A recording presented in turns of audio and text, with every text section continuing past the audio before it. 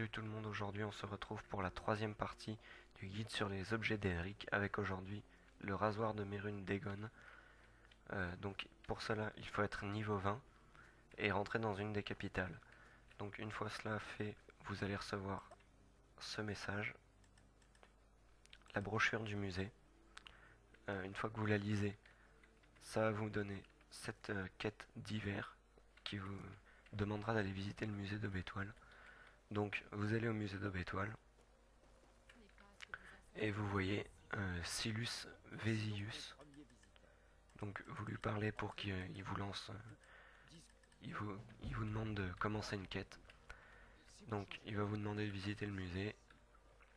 Je vais passer à ce moment-là et on se retrouve juste après que j'ai visité le musée.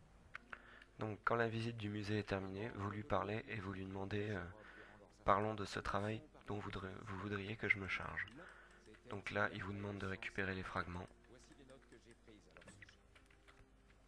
Et ça va vous donner 3 marqueurs de quête. Donc il y en a un premier qui est mortal, c'est Jorgen, donc on va commencer par celui-ci. Donc une fois à mortal, vous allez voir Jorgen, soit vous lui demandez que vous cherchez les pièces, et là vous avez plusieurs choix. Attendez, faut passer le dialogue. Soit vous le persuadez, soit vous le payez, soit vous le castagnez. Donc sinon il y a une autre technique, c'est que si vous avez beaucoup de volets à la tire, vous pouvez lui voler la clé de sa maison et la clé de son coffre. Donc moi je lui vole la clé, vous rentrez chez lui et vous prenez dans son coffre. Dans tous les cas de toute façon il faudra quand même rentrer chez lui et prendre le pommeau. Donc ensuite le prochain, il me semble qu'il s'appelle non bah c'est pas marqué. Bref, il se trouve au rocher de la Mégère. Donc je vais aller là-bas. C'est à côté de Marquardt et on s'y retrouve. Eh bien, on se retrouve juste à côté de la redoute de la Mégère ou du rocher de la Mégère, à la redoute de Sorcecroc, où il vous faudra d'abord tuer tous les parjures qui s'y trouvent, comme je l'ai fait. Je l'ai fait hors caméra parce que sinon c'est beaucoup trop long. On s'en fout du coffre. Donc il vous faudra tuer tous les parjures, parce que sinon, moi j'ai essayé de passer en mode je m'en fous, mais du coup ils m'ont suivi quand je suis rentré à l'intérieur. Donc une fois que vous les avez tués, vous rentrez donc, comme je l'ai dit, à l'intérieur. Et vous continuez de progresser jusqu'à la redoute. Cette blague est pourrie.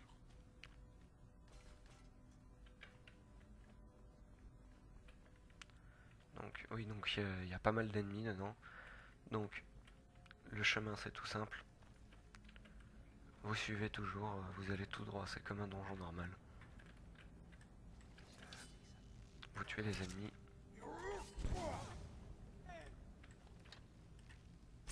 Voilà, lui il est mort. Ça sert à rien d'aller dans les prisons, il n'y a rien d'intéressant. C'est juste des gens morts.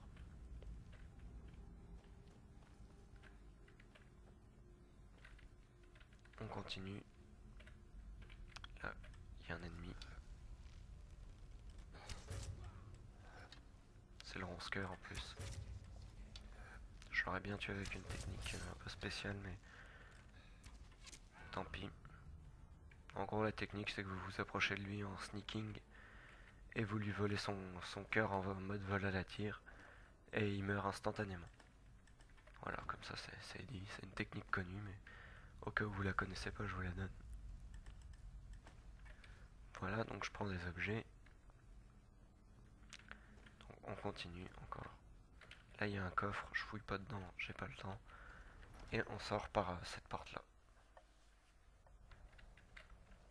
On continue, on suit les escaliers. On monte.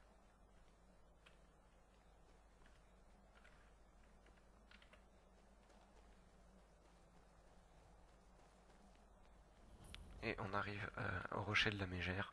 On rentre.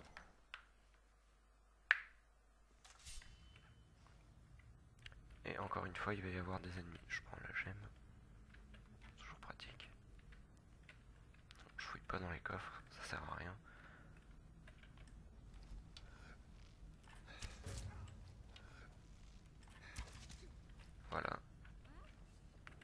débarrasser des ennemis. À savoir qu'il y en a un qui est là, donc faut faire attention si vous voulez le tuer en furtivité. Là, elle va pas faire long feu. Bon, tant pis. Il l'a tué à ma place.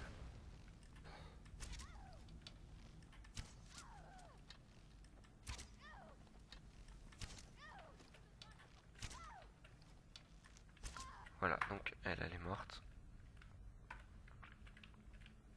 Mince, je vais pas me paumer quand même. Après, on continue.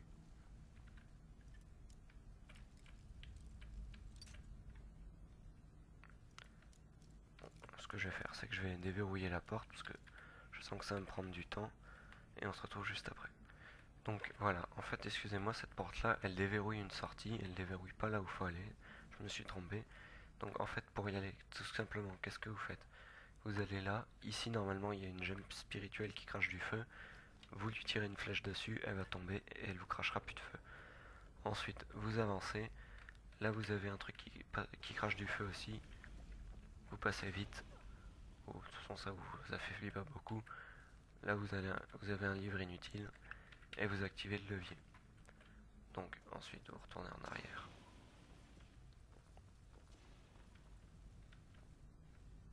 Et magie, cette porte-là maintenant, elle est ouverte. La grille qui était fermée il y a 2 minutes. Donc, on monte et on sort par ici. Ensuite, toujours, on monte.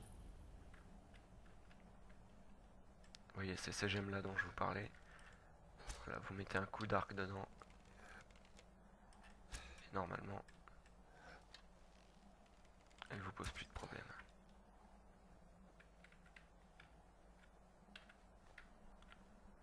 Tac, donc là vous voyez cracher du feu, on peut voir que monsieur est un petit peu devenu du fromage fondu. Donc vous avez un coffre. C'est nul ça. Voilà. Et vous arrivez enfin au bout de votre périple. Vous avez une pierre de Barenzia qui est ici. Je pense que oui, je vais certainement aussi faire un guide sur les pierres de Barenzia, mais ça viendra plus tard. Vous cherchez dans Draskua et vous prenez le pommeau. Donc on prend le sort de dragon. Excusez-moi. Mince. Et ensuite, il faut ramener le pommeau à Silus avant d'aller chercher la suite. Donc, je vais ramener le pommeau, et enfin le pommeau et la poignée, et on se retrouve ensuite pour la suite. Et donc, on se retrouve à Fort Cascorn, où encore une fois, j'ai tué tout le monde hors caméra, parce que encore une fois, ça allait être trop long. Donc, vous arrivez, et il va s'agir de tuer le chef des bandits orques. Donc, vous rentrez. Et juste sur la droite, il y a un ennemi. Voilà, il y avait un ennemi. Après, vous continuez à avancer en tuant les ennemis. On arrive là. Et là, on va avoir de la chance parce qu'apparemment, je sauvegarde. L'orque qu'on doit tuer est retourné ou dort. Ah non. Mais il était retourné.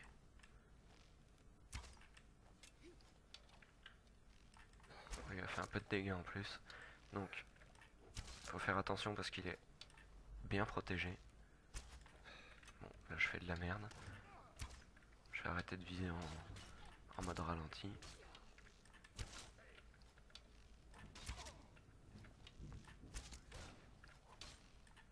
Voilà, donc vous le tuez. Et tout simplement après, il faudra récupérer la clé qu'il y a sur son corps pour pouvoir aller au sous-sol. Donc vous pouvez même récupérer une armure de plate gratos. Normalement, si vous êtes déjà niveau 20, ça ne vous sera pas très utile. Donc, dans le coffre, il y a une armure d'ébonite, ce qui est assez fat. Je vais prendre... Merde. Je vais prendre quand même le petit collier, la bourse et ça. Et ensuite, on va descendre pour aller à la chambre forte. Donc, vous ouvrez. Il y a encore certainement des ennemis.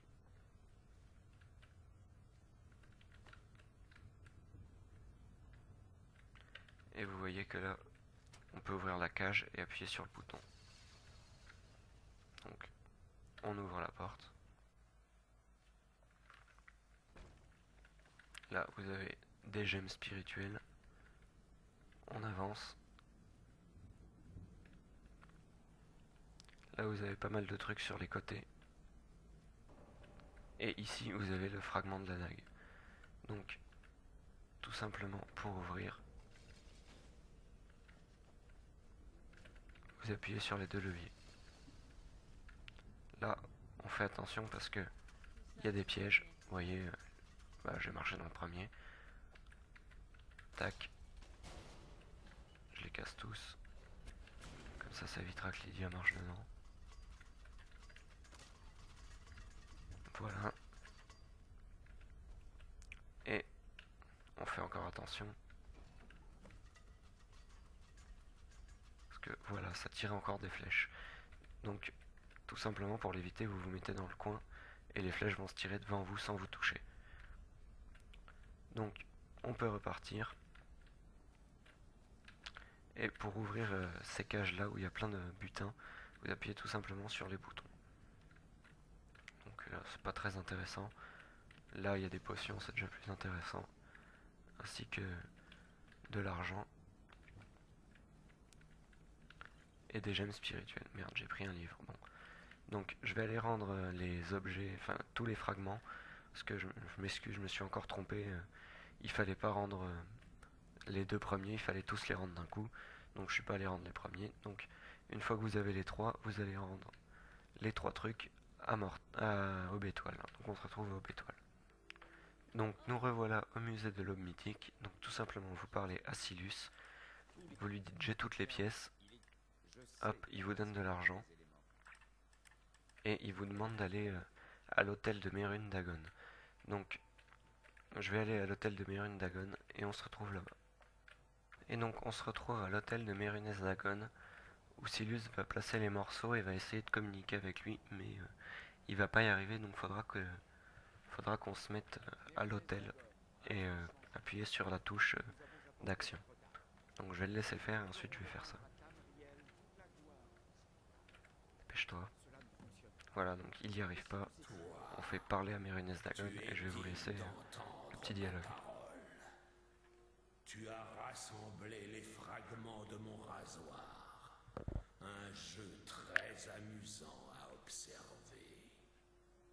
Mais Dagon ne déclare jamais l'ennemi vaincu tant qu'il reste un pion sur l'échiquier. Tue Silus. Sa famille et lui n'ont plus aucune utilité. Donc là, avant de choisir, soit vous pouvez choisir de le tuer ou non. Si vous choisissez de le tuer, vous récupérez le rasoir. Sinon, vous pouvez faire une croix dessus. Donc, moi je vais choisir de le tuer pour pouvoir récupérer le rasoir. Et dans les deux cas, il faut savoir que de toute façon, il invoquera 2 dés de rat pour essayer de vous tuer. Donc, voilà. Bam, headshot. Voilà, donc il est assez facile à tuer. Et vous allez pouvoir récupérer une armure pas unique, mais qu'on trouve que sur lui ou dans son musée. C'est l'armure de l'Homme mythique. Donc pour ceux qui se rappellent, l'Homme mythique c'était dans Oblivion. C'était les gens qu'il fallait tuer dans Oblivion. Donc vous voyez, bon, elle est pas tip top, à part pour un mage. Et vous pouvez même voir que sur la dague de Dagon, il y a le symbole d'Oblivion. Donc, on retourne voir Dagon, on lui parle. Et là, il va encore nous faire un dialogue que je vais vous laisser. Utilise-le pour semer le chaos en Tamriel. Tu as été un pion idéal. Répands le chaos sur le monde en mon honneur. Place tes mains sur mon autel une dernière fois, et tu pourras contempler la puissance de Mérunès Dagon de tes propres yeux. Donc là, une fois qu'on a fait ça, il faut cliquer encore, enfin il faut appuyer sur la touche pour reconstituer la dague. Et vous allez voir qu'elle va se refaire toute seule. Voilà, donc là elle vole et vous pouvez la récupérer. Ne pars pas si vite. Là vous allez voir qu'il invoque 2 Daedra et donc on se retrouve dès que je les ai tués. Voilà, donc une fois qu'on les a tués, on peut aller fouiller dedans. Moi j'ai déjà fouillé mais j'ai pas pris la clé. Et j'ai pris seulement les cœurs. Et donc ça vous donne la clé de l'hôtel. Donc une fois la clé de l'hôtel en votre possession, vous allez ici et vous déverrouillez la porte. Et donc on se retrouve une fois à l'intérieur. Et bien on se retrouve à l'intérieur du temple de Mérune Dagon, où je vais vous montrer un peu la dague de Mérunès. Elle a pas l'air très puissante comme ça pour seulement 17 dégâts. Alors déjà, son skin est assez sympathique. Par contre, elle a un truc qui est pas mal, c'est que elle a plus de chances de tuer en un coup. Donc de faire des kill moves, vous savez, c'est quand vous tuez quelqu'un en mode en faisant une action stylée, voilà, comme ça. Donc ça, vous avez plus de chances de le faire et de tuer quelqu'un d'un coup avec cette dague. Donc une fois que vous avez tué les 2 Dremora à l'intérieur, vous avez accès à toutes les richesses de là-dedans et vous pouvez partir avec votre rasoir. Donc c'est déjà la fin de cette vidéo. On se retrouve dans 2 ou 3 jours pour le prochain épisode des objets télédriques dans Skyrim.